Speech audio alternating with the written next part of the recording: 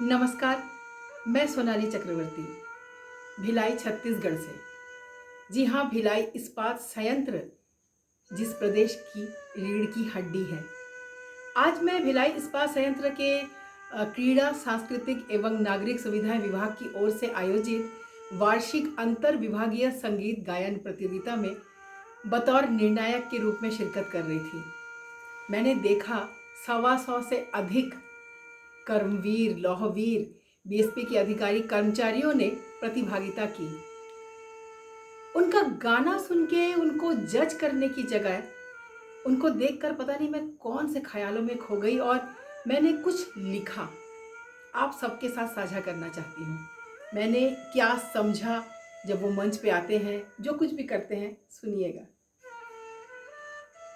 वो गीत गाते हैं, वो मंच पर आते हैं, माइक संभालते हैं, संगतकारों को अपना गीत बताते हैं, कुछ तो सहमे सहमे अंदाज में और कुछ बेहद आत्मविश्वास के साथ, मानो जग जीतने निकले हैं। वह एक पन्ने पर अपना गीत लिख कर लाते हैं। उनको गीत याद होता है, परंतु खुद पे पूरा भरोसा नहीं। कहीं मैं बीच में भूल तो नहीं जाऊंगा। अक्सर वह पन्ने की तरफ देखते भी नहीं, लेकिन पूरे गीत के दौरान वह सफेद पन्ना उनका कांपता हाथ पकड़ के उनका चेहरा सफेद होने से बचा लेता है। पहली सुरलहरी बजती है और वो भूल जाते हैं अपनी उम्र, अपना पद, अपना ऑफिस, विभाग, मशीनें, शिफ्ट, जाने क्या क्या। और क्या याद आता है बताओ? याद आता है बस एक 12 से 14 साल का लड़का जिससे कभी किसी ने नहीं पूछा कि तेरे सपने क्या है। उसे सिर्फ बताया गया, तू लड़का है, लड़के रोते नहीं हैं, लड़के अमूमन सपने भी नहीं देखते, लड़के परिवार की जिम्मेदारियां उठाते हैं, तुझे अच्छे से पढ़ना है, बड़े होकर काम करना है जिससे तू परिवार की दुश्वारियां दूर कर सके, माता पिता का नाम रोशन हो सके। भिलाई इस्पात संयंत्र में नौकरी मिलने का अर्थ ही होता है जीवन की अपार सफलता। पर इनमें से बहुत से लड़कों ने पायलट बनने से लेकर शाहरुख खान बनने तक का भी तो सपना देखा होगा ना, परंतु उनसे किसी ने कभी नहीं पूछा तेरा सपना क्या है। जब यह मंच पर होते हैं, उनकी सामने होता है लहराते बालों वाला, सपनीली आंखों वाला एक लड़का जिसने बैगी टी शर्ट और ढीली ढाली प्लीट वाली पैंट पहनी होती है। इनमें से कई लोगों को यारों ने कहा होगा, तू ना बिल्कुल मिठुन चक्रवर्ती जैसा लगता है, या तेरी हंसी बिल्कुल राजेश खन्ना जैसी है। इनमें बहुत से लड़के हैं जो जब दोस्तों की महफिल में गाना गाते थे, पूरी क्लास उनकी दीवानी हो जाती थी। स्कूल का कोई भी फंक्शन उनके बगैर पूरा नहीं होता था, है ना। कभी कॉलेज की डेस्क को मंच बनाकर गाया गया और कभी पिकनिक पर थाली पीट कर भी। कई अच्छे मित्रों ने कहा होगा, तू बहुत अच्छा गाता है यार, तुझे तो सिंगर बनना चाहिए। पर उसके साथ ही याद आती है पापा की कार्यभार से झुकती हुई कमर, अम्मा की उम्मीद भरी आंखें और बहन का लगातार फटाफट बड़े होना। इन्होंने गाना छोड़कर पढ़ाई शुरू की, पर संगीत ने इनको कभी नहीं छोड़ा।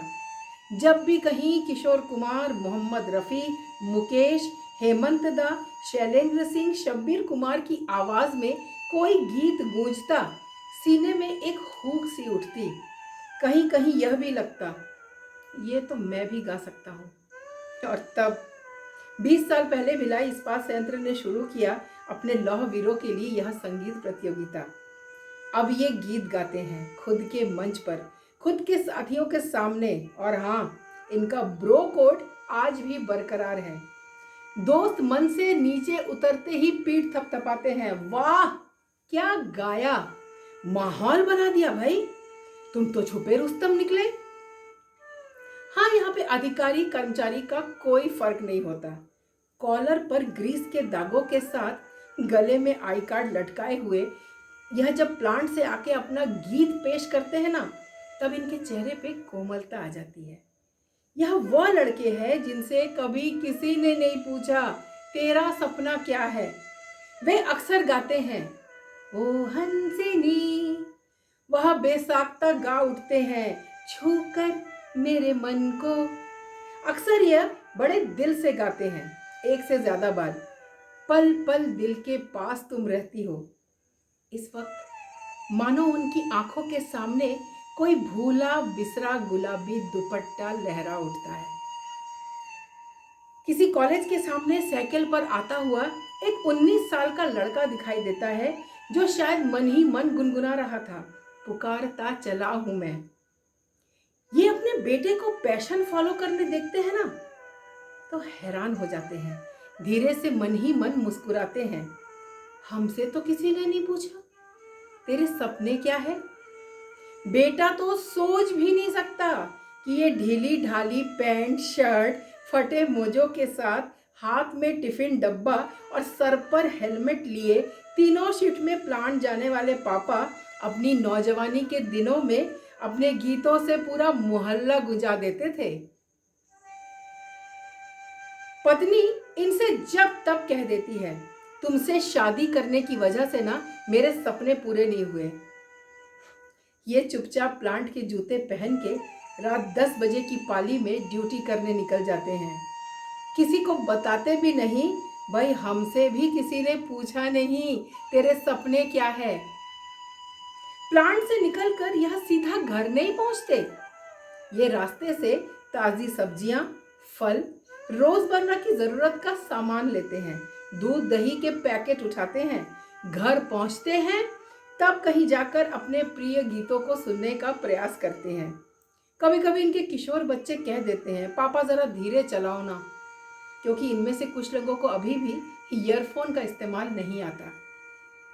ये बहुत धीरे धीरे चलाकर अपने प्रिय गीत सुनते हैं और इनको लगता है यह सबसे अच्छा गा सकता हूँ, और वो गा उठते हैं। सांसों की माला में सिमरू में पी का नाम। ये प्लांट में अपनी जिम्मेदारी बखूबी निभाते हैं। ब्लास्ट फर्नेस और रेल मिल की चिंगारियों के सामने यह अपना रिहर्सल करते हैं और मन ही मन गुनगुनाते हैं जीवन से भरी तेरी आंखें। इनमें से कुछ जूते उतार के मंच पे चढ़ते हैं। ये किसी भी धर्म के हो, माता सरस्वती की मूर्ति को प्रणाम करते हैं। बरसों से भगवान विश्वकर्मा की पूजा करने के बाद आज माता के सामने सर झुकाते हैं। ये अचानक अपनी उम्र का पूरा अनुभव भूल जाते हैं। निर्णायकों के सामने गीत पेश करने के पहले उनके चेहरों पर एक बाल सुलभ संकोच छा जाता है। इनकी विनम्रता मन मोह लेती है। जब वह कला मंदिर पहुंचते हैं तब उनके मन में होता जरूर है क्या पता मेरा अगले राउंड में सिलेक्शन होगा या नहीं। सिलेक्शन ना होने पर मन में गुस्से की एक बारीक सी लकीर भी उठती है। इसलिए नहीं कि मैंने बहुत अच्छा गाया था, बल्कि इसलिए कि जिसका सिलेक्शन हुआ ना, मैं उससे तो अच्छा ही गाया था। लेकिन इसके विषय में अधिक सोचने का समय नहीं मिलता, क्योंकि जो फोन साइलेंट मोड पे रखा है वह प्लांट में उपस्थिति देने बुला लेता है। कभी फर्स्ट शिफ्ट करके भागते हुए आकर गीत प्रस्तुत करना होता है, कभी गीत प्रस्तुत करके सेकेंड शिफ्ट भागना होता है। भिलाई इस्पात संयंत्र क्योंकि हमारी जीवन रेखा है। संयंत्र सर्वोपरि, भिलाई सर्वप्रथम। संयंत्र की धमन भट्टियां चलती रहेंगी ना, तो हमारे गीत भी गाए जाएंगे। वह तो रोज बोरिया गेट को देखकर ही गा लेते हैं, जो तुमको हो पसंद वही बात करेंगे। प्रत्येक वर्ष होने वाले इस अंतर विभागीय संगीत प्रतियोगिता में ये सारे लड़के 4 दिन रहते प्लांट में हैं। दिल कला मंदिर में छूट जाता है। हाँ, इस्पात भी हम ही तो बनाते हैं। और हर शाम निर्णायकों को लगता है सूनी सूनी सांझ में सुन तेरी आवाज, सूनी सूनी सांझ में सुन तेरी आवाज। मन रविशंकर हो गया, तन बिरजू महाराज।